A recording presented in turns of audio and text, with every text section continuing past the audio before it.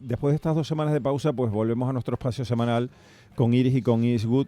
Y han sido, sin duda alguna, bueno, pues días festivos, los días en los que se producen reencuentros familiares, también pues aprovechamos igual para quedar mucho más con los amigos, muchas horas compartidas con gente querida, buscando también el abrigo de hacer comunidad y sobre todo también reconectando con los espacios a los que pertenecemos. Y que hablamos de pertenencia, algo que al fin y al cabo, Iris, pues debería ser prioridad de todos nosotros durante todo el año y no en fechas tan señaladas como esta, ¿verdad? Oye, Iris, ¿qué crees que es lo que hace que sintamos que pertenecemos a algo? Pues mira, Jaime, a mí la verdad me gustaría como intentar dar respuesta a esta pregunta Sí. compartiendo la historia de una pequeña novela del escritor chileno Luis Sepúlveda, que además me regalaron, o sea, fue un regalo de Navidad para mí ya hace unos cuantos años. Uy, qué Y bien. la novela se titula Un viejo que leía novelas de amor. Y la novela cuenta el sentimiento de pertenencia pues a través de la experiencia de un viejo que efectivamente leía novelas de amor en un pequeño poblado remoto del Amazonas donde habitan los indios Shuar.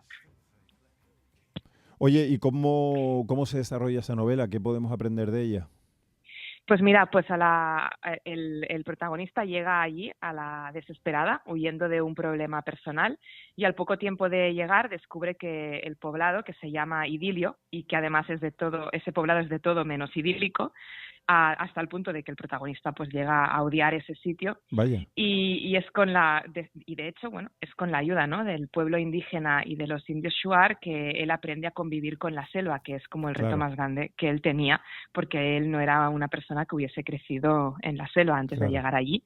Entonces no fue fácil, lógicamente, porque la selva se le resistía al principio y finalmente un día, ante esa impotencia que él sentía, encontró la libertad, ¿no?, que es una libertad que la encontró entre el equilibrio, ¿no?, de la soledad de la selva y también la vida que compartía con los Shuar, ¿no?, con el sentimiento de pertenencia que él tenía o que había desarrollado con el tiempo con ese lugar que al principio era hostil, pero que finalmente se convirtió en un lugar al que él pertenecía y se sentía protegido.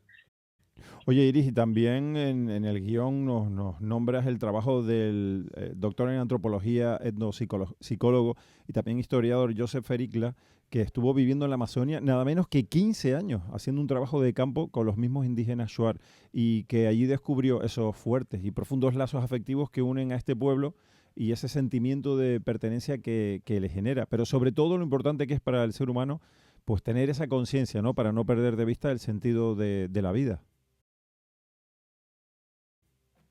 Sí, y efectivamente para este investigador, para Fericla, el sentido de la vida Ujú. está en esa búsqueda de la trascendencia, en esa voluntad de ir más allá de las apariencias para poder también encontrar ese vínculo profundo con uno mismo, pero también, y eso es muy importante, ¿no?, con los demás. Y una de las cosas que él también menciona, ¿no?, relacionada a todo esto, es que el lugar que ocupa el amor en toda esta búsqueda, en toda esta Ujú. trascendencia, y tiene que ser un amor hacia uno mismo, pero también un amor hacia el todo, de este colectivo del que formamos parte, como son también pues nuestras comunidades y las sociedades, ¿no?, también. Entonces, para él, la clave de todo esto, al fin y al cabo, está en la conexión. Claro. Y bueno, también ya sabemos, ¿no?, hablando de conexiones, que las mejores historias de amor pues son siempre las que cuentan con conexiones profundas e intensas y son las historias de amor que trascienden.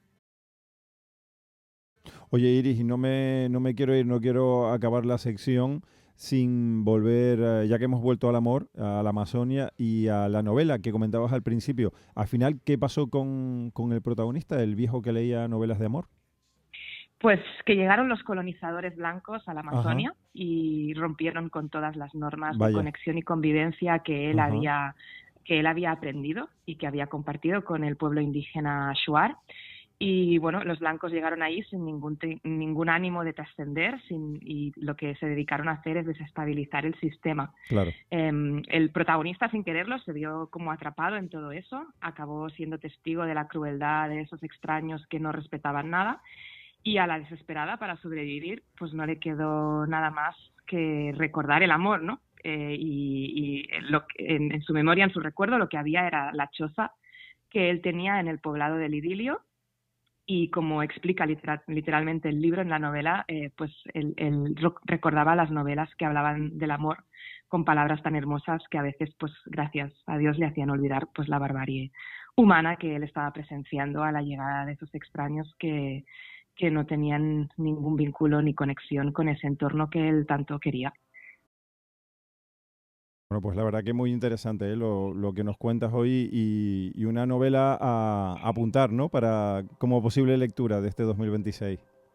Sí, y sobre todo yo creo que lo más bonito y lo más interesante de todo esto, ¿no? La diferencia entre la gente que era, bueno, como es el caso del protagonista, ¿no? Capaz de desarrollar una conexión con un pueblo que no era el suyo Claro. y pertenecer, opuesto, ¿no? Con esos extraños que también llegaron de fuera, pero con una actitud totalmente diferente, ¿no? Y como en lugar de crear un camino de trascendencia y de pertenencia, se dedicaron a la destrucción. Suena un poco a Avatar, ¿verdad? Yo creo que James Sí. Cameron, yo creo que James Cameron ha tenido bastantes fuentes, ¿no? Para desarrollar, bueno, esa de momento trilogía, será cuatrilogía de las películas de Avatar. Oye, Iris, que para terminar, que nos propones como fuente, por si queremos ampliar, un artículo de La Vanguardia en su suplemento de La Contra, precisamente un artículo de Josep Fericla cuyo titular es Pones atención, pones energía. Me llama mucho la atención, ¿eh? Esa fuente de ampliar que propones en La Vanguardia, que podemos encontrar online buscando pues ese artículo de Josep Fericla, Pones atención, pones energía, lo cual me parece muy interesante. Al final el mensaje es siempre el mismo, ¿no? Sí. De que tenemos que cuidar lo que queremos, Sí. y protegerlo, ¿no? Y nutrirlo.